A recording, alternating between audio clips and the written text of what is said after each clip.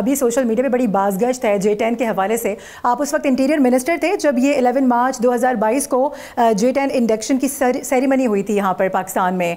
उस वक्त की जो गवर्नमेंट थी, जो उस वक्त के अफवाज थे, जो सारे सरबराहान थे, उन्होंने इतना ज़बरदस्त, इतना बड़ा फ़ैसला लिया ऐसे वक्त में कि जब कोविड भी से हम गुजर रहे थे, क्राइसिस में था पाकिस्तान, उसके बावजूद हमने एक भारी रकम अदा करके ये सब कुछ किया। उस वक्त जो थिंक टैंक था उसने बड़ा अच्छा फ़ैसला लेते हुए क्या समझते हैं कि जो मुस्तकबिल था उसको किस तरह से बचाया है? देखें, बहुत बड़े बड़े लोगों को भी चीन में JF-10 का भी पता नहीं था, उनको F-17 थंडर तक क्या इल्म था।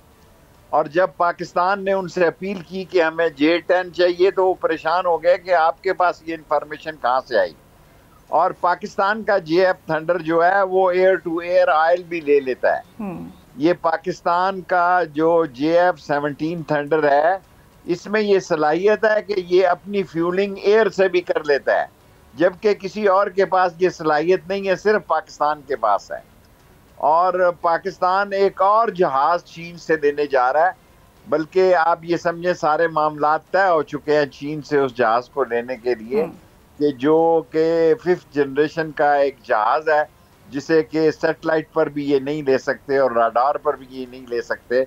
उसकी एक दो चीज़ों का मसला अभी है, वो तय होने के बाद पाकिस्तान ये दुनिया का चीन से तीसरा नया और बड़ा और कामयाब और दूर मार करने, मिसाइल मार करने वाला जहाज भी लेने में कामयाब हो जाएगा। आप ये समझें कि सारे मामलात एक तीसरे जहाज के भी तय हैं, लेकिन अभी उसे थोड़ा वक्त लगेगा।